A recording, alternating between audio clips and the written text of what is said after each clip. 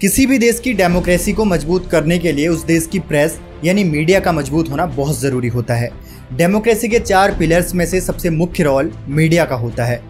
वैसे तो मीडिया किसी भी तरह से सरकार का कोई अंग नहीं होता, लेकिन किसी देश के विकास और डेमोक्रेसी के लिए मीडिया का मजबूत होना और स्वतंत्र होना बहुत ज़रूरी है, क्योंकि जनता की समस्याओं और उनकी बातों को सरकार तक पहुंचाने का काम मीडिया ही करती है। अगर कोई भी सरकारी विभाग या समाज का ताकतवर इंसान किसी कमजोर या गरीब का उत्पीड़न कर रहा हो, तो उस व्यक्ति को न्याय दिलाने की सबसे अहम भूमिका मीडिया की ही होती है। लेकिन पिछले कुछ सालों से भारत में पत्रकारिता का स्तर लगातार गिरता जा रहा है, जिसकी वजह से वर्ल्ड प्रेस फ्रीडम इंडेक्स में भारत की रैंकिंग गिरती जा रही है। सबसे बड़ा सवाल ये खड़ा होता है कि भारत में लगातार पत्रकारिता का स्तर इतना क्यों गिरता जा रहा है।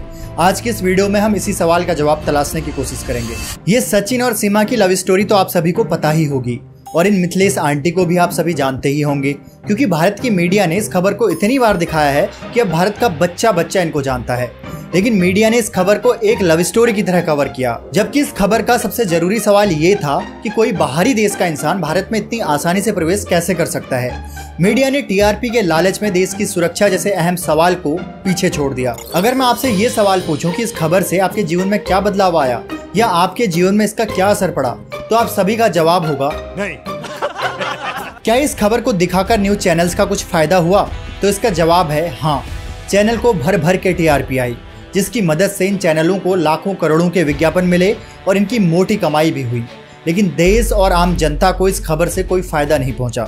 दोस्तों, ये तो सिर्फ एक एग्जाम्पल है। इसके अलावा भी न्यूज चैनल पूरे दिन भर में ऐसे कई मुद्दे चलाते हैं जिनसे देश और देशवासियों का कोई फायदा नहीं होता, जिस वजह से भारत के कई लोग मीडिया को गोदी मीडिया तक कहने लगे हैं। इसकी वजह से कई बार तो इनके रिपोर्टर्स को किसी आंदोलन और ग्राउंड रिपोर्ट को कवर करने पर कई तरह की दिक्कतों का सामना करना पड़ता है। ऐसा ही कुछ हमें किसान आंदोलन और सीए एनआरसी आंदोलन में भी देखने को मिला था। लोगों ने इन्हें देख गोदी मीडिया गो बैक के नारे लगाकर इनका विरोध किया।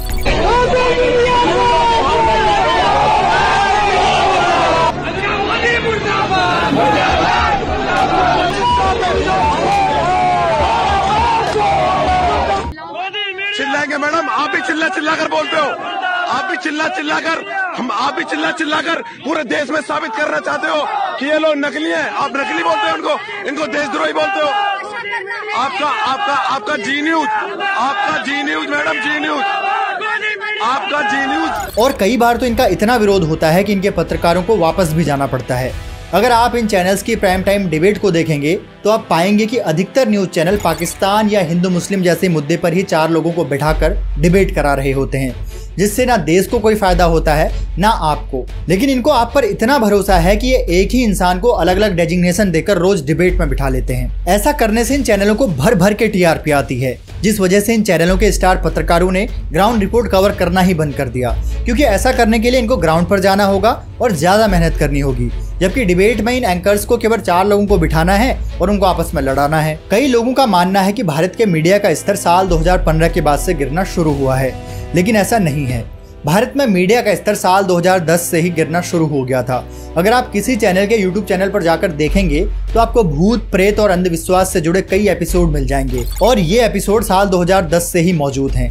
टीआरपी पाने के लिए कई चैनलों ने इन रिपोर्ट्स को तैयार किया था। अब आप लोगों के मन में एक सवाल आ रहा होगा कि ये टीआरपी क्या चीज है, क्योंकि इसका जिक्र हमने इस वीडियो में कई बार कर लिया है। तो दोस्तों, टीआरपी का फुल फॉर्म होता है टेलीविजन रेटिंग पॉइंट। इसकी मदद से ये मापा जाता है कि कौन सा चैनल लोग ज्यादा देख रहे हैं। इसी टीआरपी के आंकड़े के हिसाब से चैनलों को विज्ञापन मिलता है। अब आपके मन में होगा कि अखबार और टीवी मीडिया का स्तर साल 2010 के बाद से गिरना क्यों शुरू हो गया और सरकार कैसे इन चैनलों पर दबाव बना लेती है। इसको समझने के लिए आपको चैनल और अखबार की कमाई के तरीकों को समझने की जरूरत है। आप अगर कोई अखबार खरीदने जाते हैं तो आपको एक अखबार के लिए 3 से 5 रुपए खर्च करने पड़ते हैं, लेकिन उसको छापने में कंपनी को करीब 10 से 15 रुपए तक की कॉस्ट आती है। इस 5 रुपए में से 2 रुपए डिलीवरी करने वाले बॉय का होता है। इसके अलावा हर जिले में रखे गए रिपोर्टर्स की सैलरी और ऑफिस के किराए का खर्च भी कंपनी को अलग से करना पड़ता है। मतलब एक अखबार से उस कंपनी को केवल 1 से 3 रुपए की कमाई होती है। अब बाकी बची कीमत अखबार एड के द्वारा पूरी करता है। ये एड उसको उसकी रीच के हिसाब से मिलता है। वहीं अगर न्यूज चैनलों की बात की जाए तो उनकी कमाई सब्सक्रिप्शन पर निर्भर करती है, लेकिन भारत में ये रकम ना के बराबर है। अगर आप अपने टीवी में एंटरटेनमेंट चैनलों की लिस्ट देखेंगे तो पाएंगे स्टार जैसे चैनलों का सब्सक्रिप्शन रेट 20 से 25 रुपए है। वहीं न्यूज चैनल्स का रेट 1 से 5 रुपए के बीच है, वो भी पूरे महीने भर के लिए।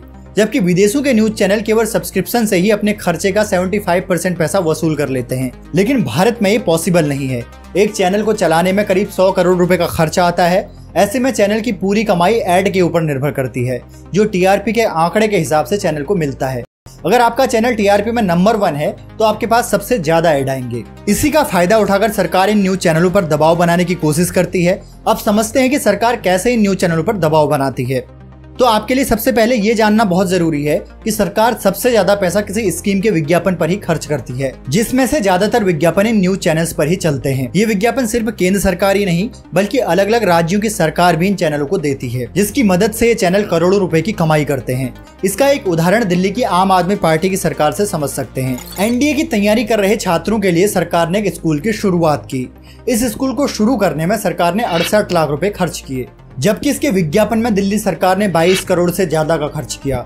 इससे आप ये समझ गए होंगे कि सरकार मीडिया को विज्ञापन के नाम पर कितना पैसा देती है। ये तो केवल सरकारी योजना के विज्ञापन के खर्च की बात की जा रही है। इसके अलावा चुनाव के समय पार्टी अलग से इन मीडिया संस्थानों को करोड़ों रुपए का विज्ञापन देती है।